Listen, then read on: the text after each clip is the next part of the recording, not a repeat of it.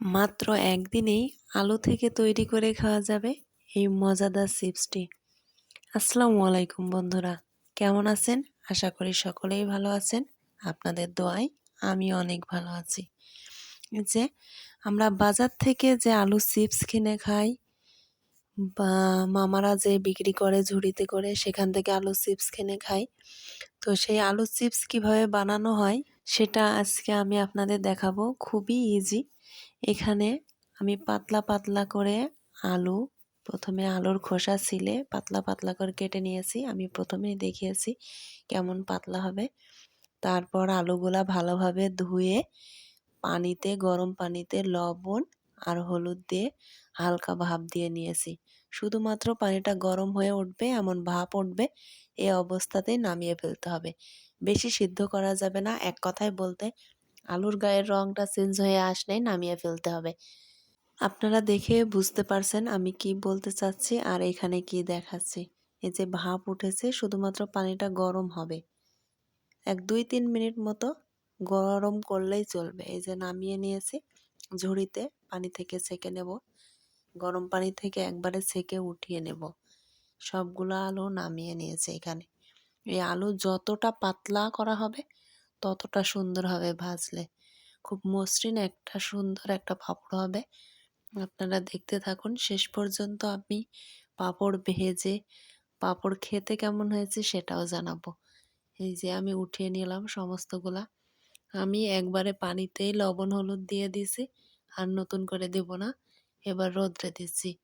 রোদের যে তাপ, একদিনের রোদ্রেই শুকিয়ে গিয়েছে আমার এই আলু চিপসটি। অনেকে 2-3 দিন লাগতে পারে, সেটা রোদের উপর নির্ভর করবে। এই যে পাতলা কতটুকু হচ্ছে আমি আর একবার দেখিয়ে দিলাম। এই যে প্রত্যেকটা পাত পাত করে আমি এইভাবে সাজিয়ে রোদ্রে দিয়েছি, দেখতেই পাচ্ছেন। এইভাবে পাত পাত করে সাজিয়ে দিলে রোদটা সরাসরি এই আলু চিপসের গায়ে লাগে, তা যাতে আলুটা শুকায় তাড়াতাড়ি। এই যে শুকিয়ে গিয়েছে আমার, একদিনে আলু চিপসগুলো শুকিয়ে গিয়েছে। আমি একদিন রোদ্রে দিছিলাম, তার পরের দিন 12টার মধ্যে এই যে এমন হয়েছে, সকাল 12টার মধ্যে। এই যে আলু চিপস এখন কিন্তু ভাজার জন্য উপযোগী, একদম শুকনা হয়ে গেছে। আমি যতটুকু ভাজবো নিয়ে ভাজবো, আবার যতটুকু রাখবো একটা এয়ারটাইট বক্সে করে রেখে দিলে অনেক দিন সংরক্ষণ করা যায়। আপনারা চাইলে 4 থেকে 5 মাস সংরক্ষণ অনায়াসেই করতে পারেন। আর মাঝে মাঝে রোদে দিবেন। এই যে ভেঙে দেখাচ্ছি কতটা শুকনা হয়েছে, দেখেই বুঝতে পারছেন। এবার ভেজে দেখাবো আপনাদের। আমি তেল গরম করে নিয়েছি কড়াইতে। কিছু অল্প পরিমাণ তেল লাগে এই পাঁপড় ভাজতে, খুবই অল্প পরিমাণ তেল লাগে। অল্প তেলে অনেক পাঁপড় ভাজা যায়। এই যে ভাজা হয়ে গেছে, উঠিয়ে নিয়েছি। কিছু সেকেন্ড সময় লাগে পাঁপড়গুলা ভাজতে। অল্প সময়ের ব্যবধানে অনেক সুন্দর মজাদার এই আলু চিপস আপনারা অবশ্যই বাসায় ট্রাই করবেন। আমি আশা করি আপনাদের অনেক ভালো লাগবে এই আলু চিপসটি। হয়তো বাহিরের থেকেও সুন্দর স্বাদে আপনি বাড়িতেই তৈরি করতে পারবেন।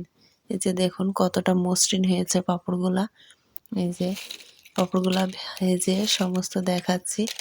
আপনারা শব্দ শুনেই হয়তো বুঝতে পারছেন কতটা সুন্দর হয়েছে আর ক্রিস্পি কতটা। এই যে আমি শব্দটা আপনাদের শোনালাম সেই জন্য। ভালো থাকবেন সকলে। আল্লাহ হাফেজ।